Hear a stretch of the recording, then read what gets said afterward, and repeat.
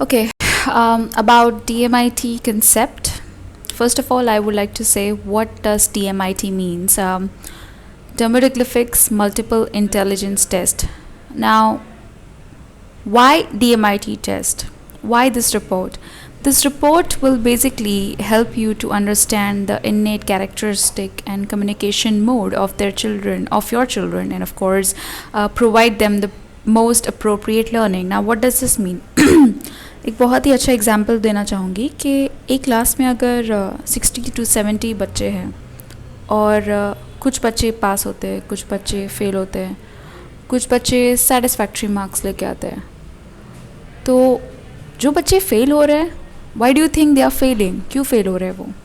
क्योंकि शायद उन्हें समझ में नहीं आ रहा, इसलिए वो इंटरेस्ट नहीं ले रहे और वो फेल हो रहे हैं। तो ये DMIT टेस्ट आपको बताएगा कि उनका जो सीखने का तरीका है, जो लोग नहीं सीख पाते जल्दी से, तो हर लोगों के सीखने के तरीके डिफरेंट है और सीखने का तरीका कौन सा है वो आपको ये टेस्ट बताएगा।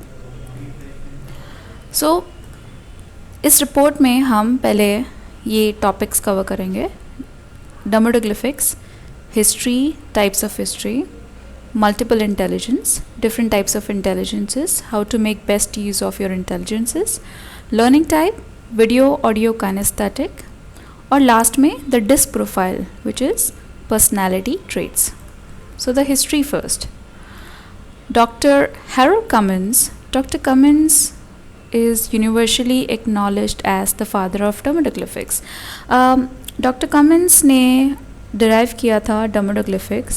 उन्होंने सारे एस्पेक्ट स्टडी किए फिंगरप्रिंट्स के बारे में through anthropology, genetics, embryology, fingers की स्टडी, और उन्होंने एक बुक भी लिखी हुई थी which is fingerprints, palms and soles, जिसे बाइबल ऑफ डर्मेटोग्लिफिक्स कहा जाता है। उसके बाद है sir Francis Galton, 1888। Sir Francis Galton was a British anthropologist. Anthropologist का मतलब है हर एक चीज़ की रिसर्च करना। उन्होंने फिंगरप्रिंट्स की रिसर्च स्टार्ट की थी 1880 में, और 1892 में उन्होंने एक बुक पब्लिश की थी विच इज़ कॉल्ड फिंगरप्रिंट्स। उसके बाद एक छोटी सी स्टोरी कहना चाहूँगी कि 1903 में दो ट्विन्स थे, विल वेस्ट और विलियम वेस्ट। दोनों आइडेंटिकल थे, एज इन ट्विन्स थे। दोनों में से एक जन ने रॉबरी की थी, बट पुलिस को समझ में नहीं आ रहा था कि किसने की है, बिकॉज वो दोनों सेम थे, उनकी eyes, ears, nose, everything was same. But उन्होंने फाइंड आउट किया कि उनकी जो फिंगरप्रिंट्स है वो डिफरेंट है। तो इससे पता चलता है कि भले आप ट्विन्स हो या सेम दिखते हो या नहीं हो, सबकी एक फिंगरप्रिंट है, डिफरेंट टाइप की फिंगरप्रिंट है, सबकी फिंगरप्रिंट्स डिफरेंट है। Dermatoglyphics refers to the branch of science which studies the patterns of skin. What is dermatoglyphics? Derma means skin, glyphics means the lines on the skin. It reveals the congenital links between our fingers and our intrinsic qualities and talents. अगर आपसे कोई पूछे कि dermatoglyphics कितना scientific है, जी बिल्कुल scientific है, क्योंकि 200 ईयर्स का रिसर्च है, प्लस एविडेंस अगर मांगे तो उनसे कहिए कि ये ऑलरेडी एंथ्रोपोलॉजी, जेनेटिक्स में यूज़ हो रहा है। उसके बाद हाउ फिंगरप्रिंट्स आर फॉर्म्ड। पहली तो चीज़ मैं कहना चाहूँगी कि फिंगरप्रिंट सबकी डिफरेंट होती है।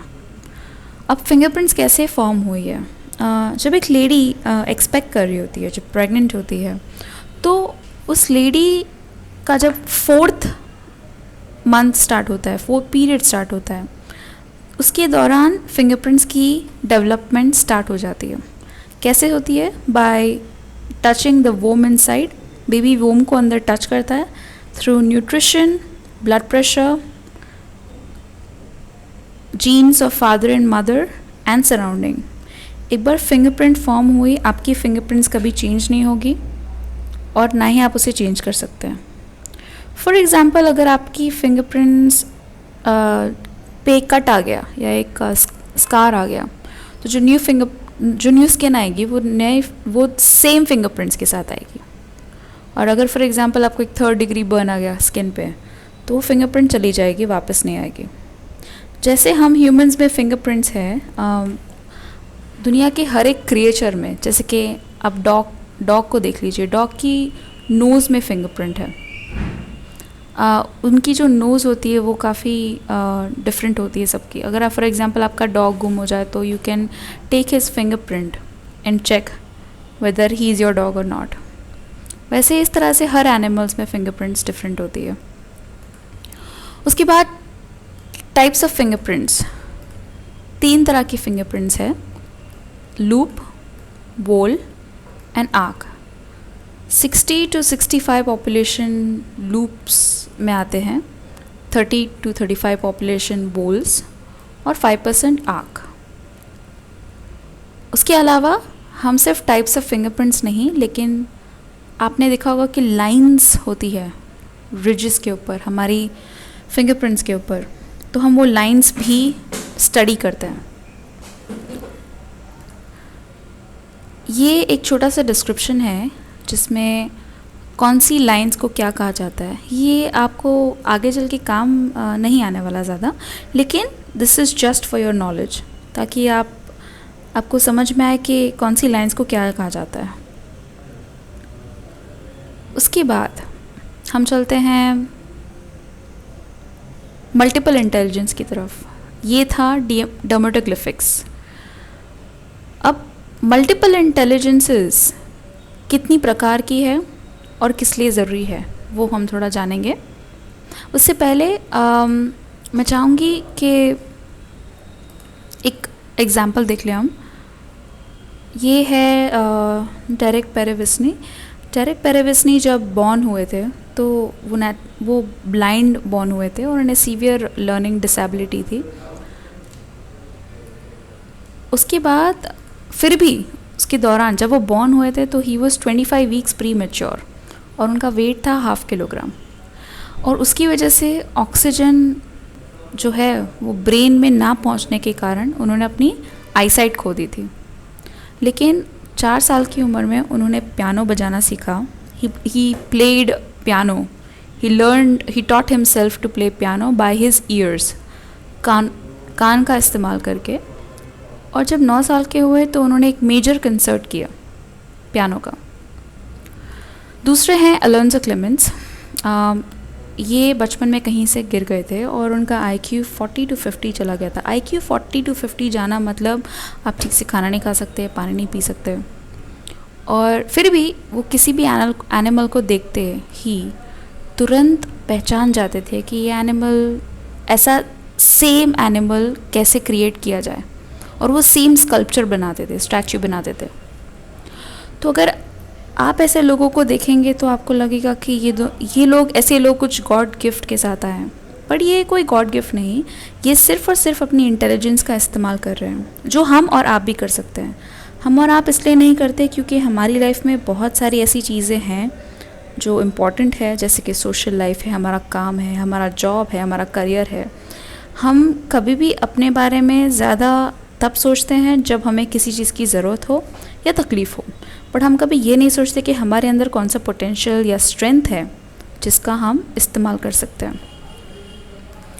उसके बाद मैं चाहूँगी ये आप ये स्लाइड्स देखिए।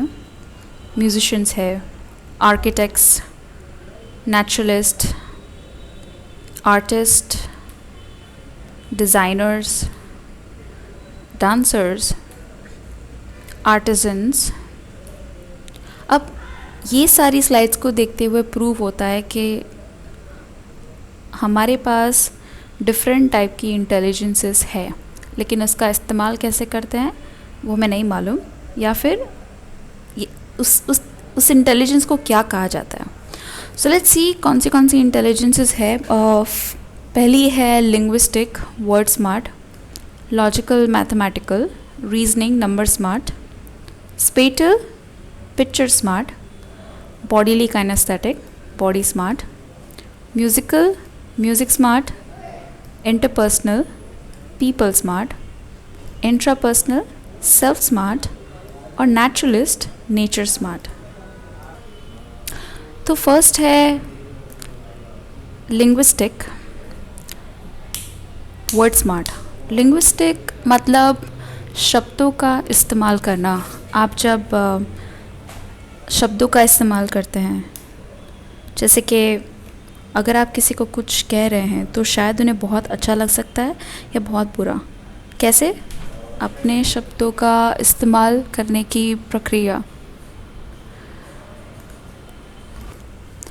अपने शब्दों का इस्तेमाल करने की प्रक्रिया। फॉर एग्ज़ाम्पल, आप अगर किसी को कह रहे हैं कि यू लुक गुड, आप बहुत अच्छे दिख रहे हैं, तो उन्हें इतना कुछ खास नहीं लगेगा। फॉर एग्ज़ाम्पल, आप किसी को कह रहे हैं कि आप वाकई बहुत खूबसूरत लग रहे हैं या यू लुकिंग वेरी ब्यूटीफुल, सो वो थोड़ा सा अच्छा लगेगा। क्यों? क्योंकि हमने यहाँ पे शब्दों का इस्तेमाल बहुत अच्छे से किया है। तो ऐसे लोग, for example poets, lawyers, writers या फिर स्पीकर्स, जो शब्दों को सही सेंटेंस में या सही स्टेटमेंट में रखना जानते हैं, उसे हम कहेंगे वर्ड स्मार्ट। और अगर किसी का लिंग्विस्टिक काफ़ी अच्छा है तो हम उन्हें सजेशन देंगे कि आपको ज़्यादातर चीज़ें पढ़नी चाहिए, रीड करनी चाहिए, तो आप अच्छे से सीख सकते हैं। उसके बाद आता है लॉजिकल मैथमेटिकल। लॉजिकल मैथमेटिकल में अगर किसी का मैथ्स अच्छा है तो उसका लॉजिक काफ़ी अच्छा है। क्यों? क्योंकि 4 + 5 इज़ 9। अगर 4 में 5 और ऐड करेंगे तो वो 9 होने वाला है। इसमें एक लॉजिक है। तो ऐसे लोग जो चीज़ों को एनालाइज करना जानते हैं, लॉजिकली प्रॉब्लम सॉल्व करना चाहते हैं, उन्हें हम लॉजिकल मैथमेटिकल कहेंगे और उनका ऑटोमेटिकली मैथ्स काफ़ी अच्छा रहेगा। उसके बाद आता है स्पेटल, पिक्चर स्मार्ट। पिक्चर स्मार्ट मतलब ऐसे लोग जो किसी भी चीज़ को समझते हैं तो या फिर उनकी डायग्राम को समझेंगे या ड्रॉ करके या फिर विजुअलाइज करके, पिक्चराइज करके। जैसे कि अगर एक टेक्स्ट बुक है तो एक टेक्स्ट बुक में कुछ लिखा हुआ भी होता है और कुछ ड्रॉ भी किया हुआ होता है। तो ऐसे लोग जो डायग्राम बहुत अच्छे से समझते हैं उसे हम कहेंगे picture smart. For example, astronauts होते हैं। एस्ट्रोनॉट्स जब स्पेस में जाते हैं तो उसके पहले वो हर एक चीज़ विजुअलाइज करके एक कहते हैं एक डायग्राम ड्रॉ करेंगे या फिर विजुअलाइज करेंगे कि कौन सी चीज़ कहाँ होगी या उनका जो सेंटीमीटर जो डिस्टेंस होगा वो कितना होगा। तो वो विजुअलाइजेशन पावर बहुत ही स्ट्रॉन्ग होता है। अगर वो स्ट्रॉन्ग है दैट मीन्स आप पिक्चर स्मार्ट हो।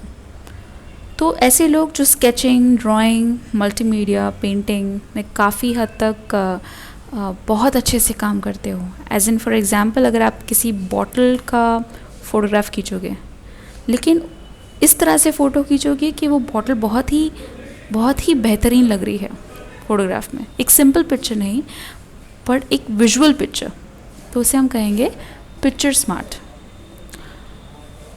उसके बाद आता है बॉडीली काइनेस्थेटिक।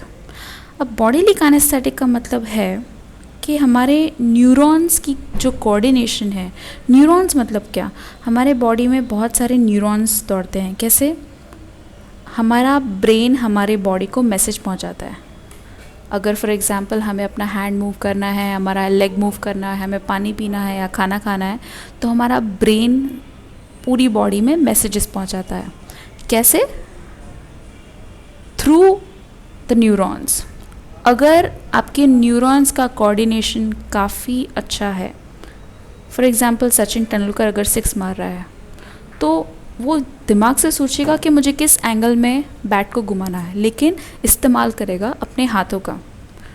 सो उस टाइम पे उसका ब्रेन और बॉडी का कोऑर्डिनेशन जो न्यूरॉन्स कर रहा है वो काफ़ी अच्छा है, तो उन्हें हम कहेंगे बॉडीली काइनेस्थेटिक। आपने देखा होगा कि कुछ लोग वॉक करते करते भी पढ़ते हैं, तो ऐसे लोगों को हम बॉडीली काइनेस्थेटिक कहेंगे। उसके बाद आता है म्यूज़िक स्मार्ट। म्यूज़िक स्मार्ट मतलब म्यूज़िक को अपने इमोशन से जोड़ते हैं कुछ लोग। फॉर एग्ज़ाम्पल, कुछ अगर कोई सैड होंगे तो आप सैड म्यूज़िक सुनोगे, अगर बहुत खुश होंगे तो आप अच्छा म्यूज़िक सुनोगे, अगर आपको माइंड रिलैक्स करना है, बहुत फ्रस्ट्रेट हैं आप, तो भी आप म्यूज़िक सुनोगे। तो आजकल अगर आप देखोगे बहुत सारी रिपोर्ट्स में मोस्टली म्यूज़िक स्मार्ट काफ़ी अच्छा आता है। क्यों? क्योंकि ये हमारे एंसेस्टर से चला रहा है, ये हमारे जीन्स में होता है ऑलरेडी। तो आपको मोस्टली हर रिपोर्ट में ये म्यूज़िक स्मार्ट वाली जो इंटेलिजेंस है काफ़ी ज़्यादा मिलेगी। सो अगर आपका म्यूज़िक अच्छा है तो हमारा एडवाइस यही होगा कि मेक श्योर कि आप म्यूज़िक को सुने और मेक श्योर कि उसे अपनी इंटेलिजेंस को बढ़ाने के लिए इस्तेमाल कीजिए। फॉर एग्ज़ाम्पल, अगर आप पढ़ाई कर रहे हैं, मैथ्स कर रहे हैं, तो आप म्यूज़िक सुनते सुनते पढ़ाई कर सकते हैं, समथिंग लाइक दैट। उसके बाद आता है इंटरपर्सनल। इंटरपर्सनल मतलब पीपल स्मार्ट। पीपल स्मार्ट मतलब दूसरों की भावनाओं को, इमोशंस को समझना, दूसरों के साथ काम करना अच्छे से जानते हैं, टीम वर्क करना अच्छे से जानते हैं, दूसरों अपने इमोशन से ज़्यादा दूसरों के इमोशंस को समझते हैं। ऐसे लोगों को हम कहेंगे इंटरपर्सनल। फॉर एग्ज़ाम्पल, जो लोग सेल्स में हैं या फिर ट्रेनर है या फिर मोटिवेशनल स्पीकर है, उसे हम कहेंगे इंटरपर्सनल, क्योंकि वो दूसरों की भावना को अच्छे से समझते हैं। ऐसे लोगों को हमेशा ग्रुपिज़म में काम करना चाहिए या फिर ग्रुपिज़म में पढ़ाई करनी चाहिए, अकेले बैठ के नहीं करना चाहिए। किसी का अगर इंट्रापर्सनल आता है, फॉर एग्जांपल इंट्रापर्सनल मतलब सेल्फ स्मार्ट, जो अकेले रहकर ही काम कर सकते हैं, जो दूसरों की इमोशंस को नहीं लेकिन अपनी इमोशंस को बहुत अच्छे से समझते हैं। ऐसे लोग जो बिज़नेस चलाते हैं, फॉर एग्जांपल उनका मैनेजमेंट, उनका ऑर्गेनाइजेशन काफ़ी अच्छा आता है, लेकिन अगर उनको किसी दूसरे लोगों से बात करना हो या सेल्स करना हो तो वो शायद उसमें कम हो जाएंगे। तो ऐसे लोगों को हमेशा सलाह दीजिए, अगर कोई स्टूडेंट है तो उसे सलाह दीजिए कि आप अकेले बैठ के ही पढ़ाई करें, और या फिर उनको कहिए कि आप जब भी पढ़ाई कर रहे हो या फिर मेक श्योर कि आप अकेले उसे सॉल्व कर रहे हो, या अगर आप जॉब कर रहे हो तो ऐसा एनवायरनमेंट सेलेक्ट कीजिए, for example back in office हो या फिर ऐसा ऑपरेटर वाला काम जहाँ पे आपको अकेले ही काम करना हो, किसी की टीम वर्क के साथ नहीं, तो उसे कहते हैं इंट्रापर्सनल। लास्ट आता है नेचर स्मार्ट। नेचर स्मार्ट मतलब नेचर को समझना, एज इन प्लांट्स और एनिमल्स को समझना। अब प्लांट्स तो ऐसी चीज़ है कि हर कोई ऑब्वियसली सबको अच्छा लगता है, पर एनिमल्स मतलब ऐसे लोग जो एनिमल्स कभी बात नहीं करते, लेकिन ऐसे लोग जो समझ जाते हैं कि जब एनिमल गुस्से में है, कोई भी डॉग या कैट या कोई भी एनिमल ले लो जो गुस्से में है, उसे भूख लगी है, उसे खाना लगा है, तो वो समझ जाते हैं अच्छे से। तो ऐसे लोगों को हम नेचुरलिस्ट कहेंगे। ये हमारी 8 इंटेलिजेंसेस थी।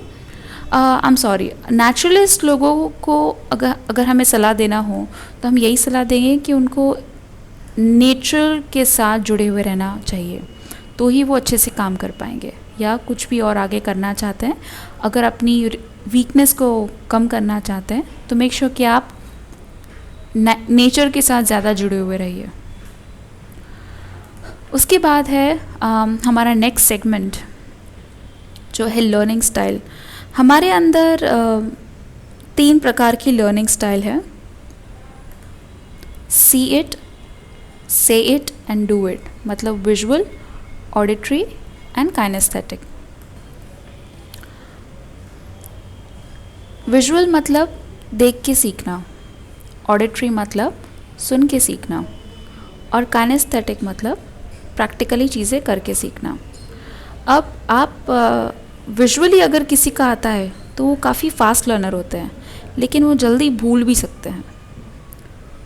अगर किसी का ऑडिटरी आता है तो वो न्यूट्रल लर्नर है, नॉट फास्ट नॉट स्लो। अगर किसी का काइनेस्थेटिक आता है तो वो बहुत ही स्लो लर्नर होते हैं, लेकिन जो भी सीखते हैं वो बहुत अच्छे से सीखते हैं।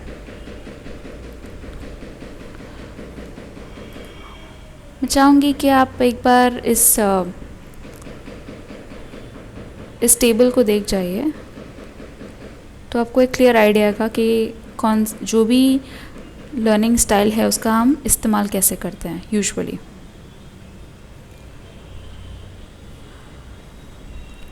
उसके बाद है how dermatoglyphics and multiple intelligence was connected. जैसे मैंने बताया कि डर्मोडोग्लिफिक्स किसने डिराइव किया था? डॉक्टर हैरोल्ड कमिंस ने। और multiple intelligence doctor Harvard gardener. But ये दोनों को कनेक्ट किसने किया? एक काफ़ी अच्छे डॉक्टर थे, डॉक्टर शेन ये माउंग। उन्होंने सिर्फ फोकस किया था, लेकिन एक बहुत बड़ी टीम थी, a full team of scientist and doctors. उन सब ने फाइंड आउट किया था कि हमारी ब्रेन पोटेंशियल्स जो है, हमारे ब्रेन लोब्स है, उसके थ्रू हमारी मल्टीपल इंटेलिजेंस का भी पता लग सकता है। अगर आप मेरी रिपोर्ट काउंसलिंग की रिकॉर्डिंग देखेंगे तो मैंने उसमें ब्रेन लोब पोटेंशियल वाला जो पार्ट है, which is on page number 7, उसमें मैंने मल्टीपल इंटेलिजेंस को भी कनेक्ट किया हुआ है। तो आप देख सकते हैं जो दूसरी रिपोर्ट काउंसलिंग की रिकॉर्डिंग में है। उसके बाद नीड ऑफ DMIT। DMIT की क्या ज़रूरत है हमें? आपने देखा होगा कि कुछ स्टूडेंट्स सुसाइड कमिट करते हैं। 12,000 students do commit suicide every year. क्यों? एग्ज़ाम रिलेटेड स्ट्रेस से। तो DMIT एक काफ़ी अच्छा ज़रिया बन सकता है to provide the counselling to parents. बच्चों को नहीं, लेकिन पेरेंट्स को हम काउंसलिंग प्रोवाइड कर सकते हैं। किस तरह से? एटलीस्ट हम उन्हें बताएंगे कि आपका बच्चा अगर इस पर्टिकुलर फील्ड में थोड़ा एवरेज है, तो हम उस पर्टिकुलर फील्ड में नहीं डालेंगे। अगर आपका बच्चा, आपकी रिपोर्ट बता रही है कि अगर आपका बच्चा मेडिकल में ज़्यादा अच्छा स्कोप है उसका, तो हम उसे मेडिकल में डाल देंगे अकॉर्डिंग टू हिज इंटरेस्ट। तो DMIT बेसिकली बच्चों को नहीं, लेकिन पेरेंट्स को काफ़ी हद तक काउंसलिंग करने में या गाइडेंस देने में काफ़ी हद तक यूज़ आ सकता है। इससे क्या होगा कि एटलीस्ट बच्चों का टाइम, मनी, एफर्ट वो थोड़ा बच जाएगा। एक रिलेशनशिप बनाता है, इम्प्रूव करता है पेरेंट्स और बच्चों के बीच में, और बच्चों का एक सेल्फ कॉन्फिडेंस गेन होता है। Need of DMIT for individuals. Assess your EQ, IQ, AQ and CQ. EQ मतलब इमोशनल कोशेंट, IQ मतलब इंटेलिजेंस कोशेंट, AQ मतलब एडवर्सिटी कोशेंट, CQ मतलब क्रिएटिविटी कोशेंट। DMIT हर एक जन के लिए है। ऐसा कोई पर्टिकुलर एज नहीं है जिसके लिए हम मना करते हैं कि ये DMIT नहीं कर सकते, क्योंकि DMIT आपको आपकी आपकी जो स्ट्रेंथ है वो आपको बताएगा। आपकी वीकनेस, एटलीस्ट आपको पता है कि आप अपनी वीकनेसेस को कम कैसे कर सकते हैं अपनी स्ट्रेंथ का इस्तेमाल करके, और आपका सेल्फ डेवलपमेंट कैसे कर सकते हैं थ्रू DMIT।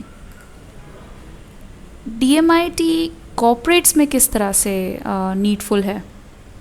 अगर फॉर एग्ज़ाम्पल किसी का इंटरपर्सनल ज़्यादा है, तो आप उसे सेल्स में डालेंगे या फिर आप उसे ट्रेनर बनाएंगे।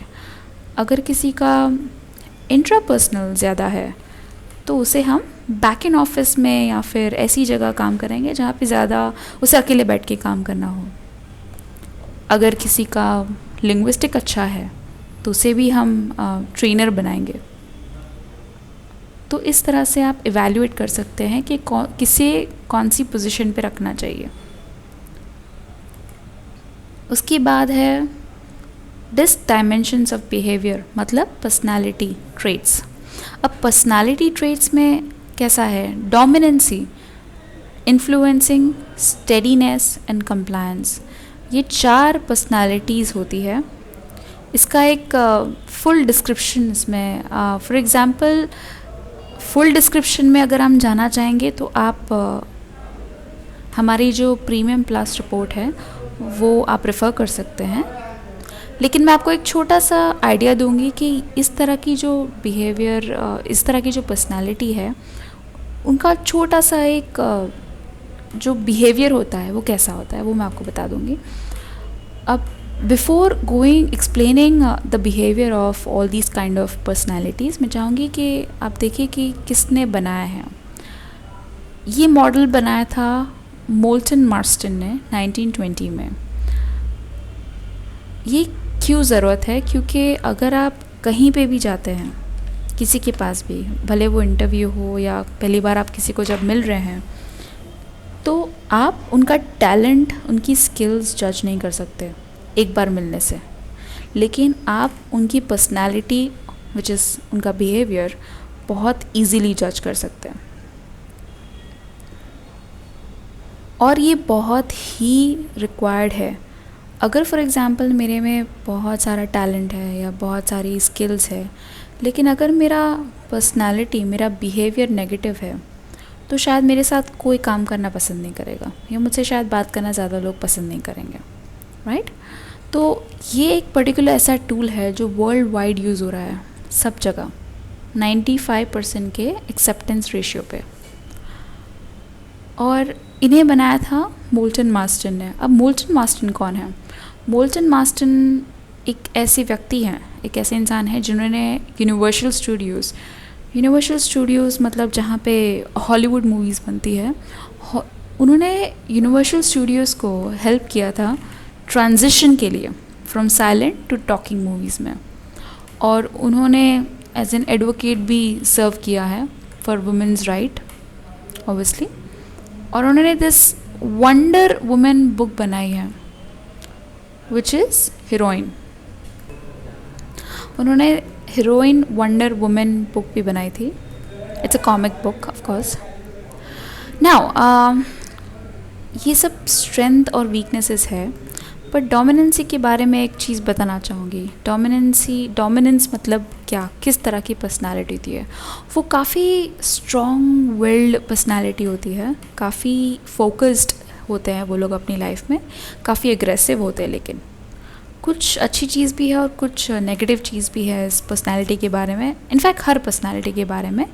लेकिन आपको उसका इस्तेमाल कैसे करना है वो आपको रिपोर्ट काउंसलिंग में पता चलेगा। अबाउट डोमिनेंस, हम उसे ईगल का नाम देते हैं क्योंकि ईगल अपनी लाइफ में काफ़ी फोकस्ड और काफ़ी हद तक शार्प रहता है। हमेशा ब्लंट रहते हैं वो लोग, काफ़ी हद तक ज़िद्दी या फिर मुँहफट जैसे हम कहते हैं, ब्लंट वैसे होते हैं वो लोग। बट वो लोग में एक क्वालिटी होती है कि वो लोग हमेशा हर एक चीज़ को गोल की तरह देखते हैं, नेचुरल अचीवर जैसे हम कहते हैं, काफ़ी इंडिपेंडेंट होते हैं हर एक चीज़ में। उसके बाद है इन्फ्लुएंसिंग काफ़ी हद तक बात करना पसंद करते हैं, बहुत ही बात करना पसंद करते हैं, सेंटर ऑफ अट्रैक्शन बनना पसंद करते हैं। शायद वो उनका वीकनेस ऐसा रहेगा कि उन्हें टाइम मैनेजमेंट या फिर चीज़ों का ध्यान रखना, डिटेल में जाना पसंद नहीं है, पर उन्हें बात करना, खुश रहना और एक्साइटिंग चीज़ें करना उन्हें बहुत पसंद है। इन्फ्लुएंशियल, इसलिए हमने उसका पिकॉक का नाम दिया हुआ है। उसके बाद आता है स्टेडी। ये लोग काफ़ी कंपैशनेट जिसे हम कहते हैं, पीस में बिलीव करते हैं, ऑनेस्ट रहना पसंद करते हैं, लॉयल, फ्रेंडली, काफ़ी हद तक हार्ड वर्किंग होते हैं और रिस्क लेना भी जानते हैं वो, एज इन नॉर्मल पीपल जो काफ़ी हद तक पर्टिकुलरली हर एक चीज़ में स्टेडी रहना पसंद करते हैं। उसके बाद लास्ट आता है कंप्लायंस को हमने आउल का फ़ोटो दिया हुआ है क्योंकि ऐसे लोग काफ़ी हद तक लॉजिकल सोचते हैं, बहुत ही डिटेल में जाना जानते हैं, काफ़ी हद तक स्लो होते हैं डिसीजन लेने में, लेकिन बहुत परफेक्ट होते हैं। उन्हें हर एक चीज़ परफेक्ट चाहिए। और आप ये नोटिस करेंगे कि वो लोग कुछ हद तक बहुत ज़्यादा क्वेश्चंस पूछते हैं। तो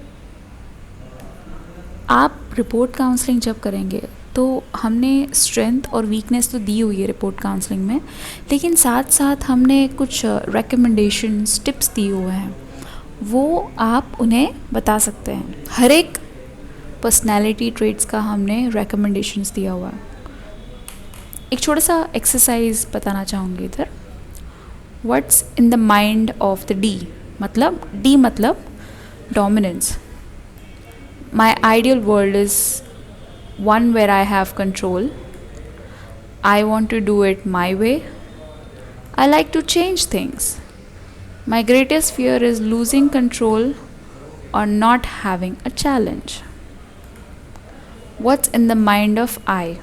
My ideal world is one where I have fun. I want to do it the exciting way.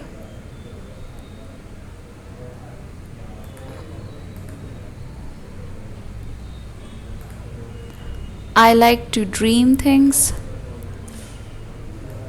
My greatest fear is losing face or not having social approval. What's in the mind of S? मतलब steady. My ideal world is one where I have peace. I want to do it the easy way. I like to watch things. My greatest fear is losing stability or losing a relationship. My ideal world is one where I have excellence. I'm sorry, this is for compliance. I want to do it the right way. I like to research things. My greatest fear is wrong or being criticized. So, this is all about the concept of DMIT and the learning style, multiple intelligences, and the personality traits. There's a small final thought which I want to tell you. An individual's success is dependent upon his or her motivation and ability to adapt. Yes, अगर आप successful होना चाहते हो तो आपके अंदर एक motivation और एक ability to adapt everything is very necessary. Success is an individual knowing themselves, understanding others, and adapting to the needs of the situation. Success उसे कहते हैं जब आप अपने आप को जानते हैं, अपने आप को समझते हैं और अपनी needs situations को बहुत अच्छे से समझते हैं. This is all about the DMIT concept. Thank you so much.